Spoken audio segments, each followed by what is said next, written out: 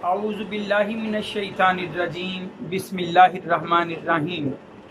سب دیکھنے اور سننے والوں کو السلام علیکم۔ یوں تو خاموشی سلامتی ہے، لیکن بعض موقع ایسے آتے ہیں زندگی میں، بعض ایسے حالات کا ہمیں سامنا کرنا پڑتا ہے کہ جہاں خاموشی سے نہ صرف آپ خود نقصان اٹھاتے ہیں بلکہ معاشرے بھی ایسی خاموشی سے تباہی کی راہ پر گامزن ہو جاتے ہیں۔ آج آپ کو ایسی ہی 5 کیفیتوں، ایسے ہی 5 حالات سے آگاہ کرنا ہے کہ جن میں خاموشی اختیار کرنا بہت بڑی حماقت ہوا کرتی ہے۔ پہلا موقع کون سا ہے؟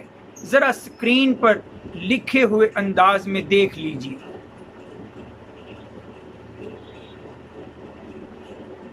جی، آپ نے دیکھا کہ پہلی بات جو میں آپ تک پہنچانا چاہتا ہوں وہ یہ ہے کہ اگر آپ کہیں پر بھی کسی پر ظلم ہوتا دیکھتے ہیں تو اس ظلم کے خلاف آواز اٹھانا آپ کی ذمہ داری ہے۔ حضرت محمد صلی اللہ علیہ وآلہ وسلم کی حدیث مبارکہ ہے کہ جب کوئی تم میں سے برائی کو ہوتے دیکھے تو اسے اپنے ہاتھ سے روکے، اگر اس کی طاقت نہ ہو تو اپنی زبان سے روکے، اور اگر اس کی بھی طاقت نہیں تو کم از کم دل میں تو برا سمجھے۔ اور حدیث مبارکہ ہی کے الفاظ ہیں کہ افضل الجہادی من قال کلمۃ حق عند سلطان جابر، کہ کسی ظالم جابر حکمران کے سامنے بھی کلمہ حق کی آواز بلند کر دینا یہ افضل جہاد ہے۔ تو کہیں کسی پر ظلم ہوتا دیکھیں تو اس ظلم کے خلاف آواز اٹھائیے کہ یہاں خاموش رہنا بہتر نہیں ہوگا۔ دوسری بات، کہیں پر اگر کوئی آپ کی عزت نفس پر، آپ کی خودداری پر حملہ آور ہوتا ہے تو ایسی صورت میں بھی آپ کی خاموشی غفلت ہی نہیں بہت بڑی کوتاہی ہے۔ یہی آپ اس دوسری اسکرین پر بھی ملاحظہ کریں گے۔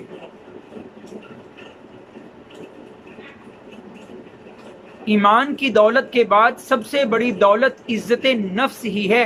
اگر یہ ہاتھ سے چلی گئی تو پھر کچھ بھی باقی نہیں رہے گا۔ تیسری بات، ذرا پہلے اسکرین دیکھ لیجئے۔ بات آ جائے کہیں پر حق اور باطل میں فرق کی، کہیں جھوٹ اور سچ میں تمیز کی، آپ کے سامنے ایک طرف حق بات ہو اور دوسری طرف جھوٹ اور باطل نظریات ہوں تو حق بات کا ساتھ دینا ہے آپ نے۔ ایسے موقع پر اگر آپ خاموش رہ گئے، ایسے موقع پر اگر آپ نے غفلت برت لی تو پھر یاد رکھیے، پھر خمیازہ اس معاشرے کو بھگتنا پڑتا ہے، آپ کی ذات کو بھگتنا پڑتا ہے۔ چوتھی بات جو آج آپ تک پہنچانا ہے، ذرا اس کو بھی سکرین پر ملاحظہ کر کے پڑھ لیجئے کہ وہ چوتھی کون سی بات ہے کہ جس میں ہمیں خاموش نہیں رہنا ہے۔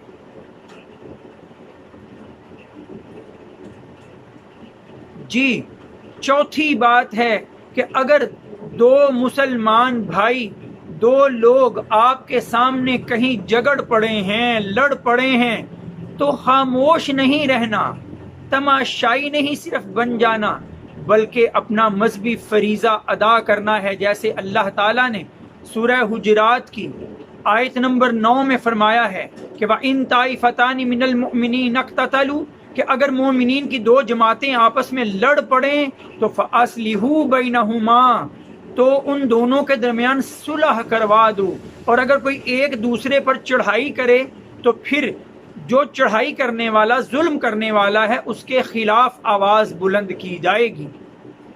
خاموشی ایسی صورت میں بھی گوارا نہیں کی جائے گی۔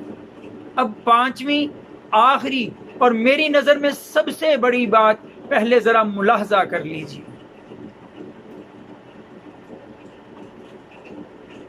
جی، 5ویں بات آپ نے دیکھی 5ویں بات ہے کہ اگر کبھی اللہ کی شان، دین اسلام کی عظمت اور حضرت محمد صلی اللہ علیہ وآلہ وسلم کی حرمت کے خلاف کہیں کوئی بات ہو رہی ہو تو یہ فریضہ ہے مذہبی، میرا بھی اور آپ کا بھی، کہ اس کے خلاف آواز بلند کیجئے، وہ راہ روکیے دوسروں کی کہ جس میں دین اسلام یا حضرت محمد صلی اللہ علیہ وآلہ وسلم کی حرمت پر آنچ آتی ہو، کہ اسلام تو یہاں تک کہتا ہے کہ جو نبی کو برا کہتا ہے اس کے خلاف قتال کرو، لڑو اس کے خلاف.